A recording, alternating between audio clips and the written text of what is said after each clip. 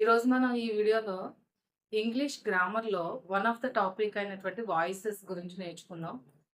ప్రతి కాంపిటేటివ్ ఎగ్జామ్స్‌లో English grammar అనేది పర్టిక్యులర్‌గా ఇస్తాడు. మనకి ప్రెజెంట్ వస్తున్నటువంటి టెట్ నోటిఫికేషన్స్ వస్తున్నాయి. అండ్ సీటెట్ నోటిఫికేషన్స్ వస్తున్నాయి. సో, ఈ టెట్ నోటిఫికేషన్స్‌లో మనకి 30 మార్క్స్‌కి ఇంగ్లీష్ అనేది ఉంటుంది.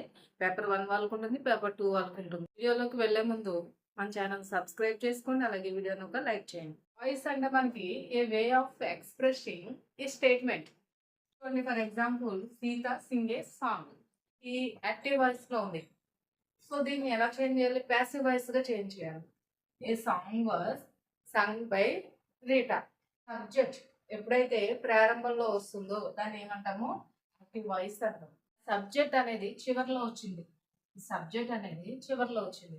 సబ్జెక్ట్ అనేది చివర్లో వస్తే దాన్ని పాసివ్ వాయిస్ అంటాం. పాసివ్ వాయిస్ లో మనం కొన్ని హెల్పింగ్ వర్బ్స్ కూడా ఉపయోగిస్తాం. చూడండి, ఇక్కడ వాజ్ అనేది మనకి హెల్పింగ్ వర్బ్స్. ఈ పాసివ్ వాయిస్ కి సంబంధించి కొన్ని ఎక్సర్సైజెస్ అనేవి మనం ప్రాక్టీస్ చేద్దాము. ఫౌండ్ ఏ పర్స్, ఇది మనకి యాక్టివ్ వాయిస్ లో ఉంది. చూడండి, ఏ పర్స్ ఇక్కడ ఏదైంది? ఆబ్జెక్ట్ అలా సబ్జెక్ట్ అయింది. అలాగే సబ్జెక్ట్ అలా ఆబ్జెక్ట్ కి వెళ్ళింది. మధ్యలో మనకి ఏది చేంజ్ అవుతుంది? ఈ చేంజ్ అయితే ముందు మనం ఆల్రెడీ చెప్పుకున్నాం, ప్యాసివ్ వాయిస్ లో మనం హెల్పింగ్ వర్బ్ యూజ్ చేస్తామండి. సో వాజ్ ఫౌండ్ అంటే ఆల్రెడీ ఫాస్ట్ యాక్షన్ తెలియజేస్తుంది కాబట్టి వాజ్ అనేది ఉపయోగించాం. Was found by by Raju. Next next sentence, she wrote many stories. మనకి ఇక్కడ మెనీ అనేటువంటిది ఫ్లోరల్ ఫామ్ తెలియజేస్తుంది. మెనీ అనేటువంటిది ఫ్లోరల్ ఫామ్ తెలియజేస్తుంది. స్టోరీ కాదు, ఇది వన్ స్టోరీ కాదు, stories. So plural form use చేసినట్టు వర్ అనేది ఉపయోగిస్తాం. So many stories were written. రోటల్ ఎలా అవుతుంది? రిటర్న్ బై ఎవరికి? ఇక్కడ షీ అలా మనకి ఆపోజిట్ లో ఆబ్జెక్ట్కి వెళ్ళేటట్టు హెడ్ అవుతుంది. షీ ఉంటే హెడ్ వస్తుంది. షీ ఉంది కాబట్టి మనకి హెడ్ అయింది. అదే హీ ఉంటే హిమ్ అవుతుంది. Okay, next Ravi teachers English. ఇక్కడ ఎవరు? English is teachers and the sound. మనకి వెర్బ్ అనేది కూడా మనకి చేంజ్ అవుతుంది ప్యాసివ్ వాయిస్ లోకి వచ్చేటప్పటికి. థాట్ బై ఎవరు? Ravi. I shall help you. I ఎలా చేంజ్ అవుతుంది? యూ. షెల్ అలా విల్ బి హెల్ప్డ్. హెల్ప్ అలా ఎలాగైంది? ఫాస్ట్ టెన్స్ లో హెల్ప్డ్. ఇక్కడ యూ అలా ఏం చేంజ్ అయింది? Me. Next please wait. Please wait అనేది ఒక యాక్టివ్ వాయిస్ లో ఉంది. దీన్ని చూస్తే you are requested to wait. Please wait అంటే ఇది ఒక ఆర్డర్ చేస్తున్నామా? రిక్వెస్ట్ సజెషన్ ఏమి ఇస్తున్నాం? రిక్వెస్ట్ చేస్తున్నాం.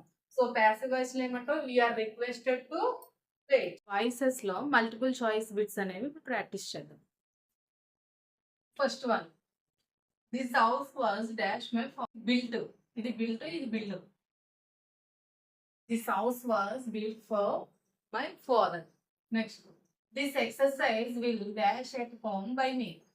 Options of you do, have done, be done. So this exercise will be done at home. See, answer. Next, Mr. John dash this book. Mr. John was translated.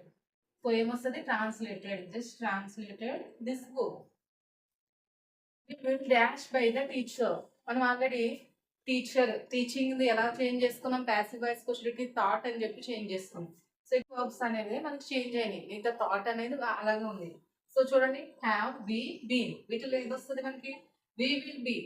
They will dash this car soon. Buying is what?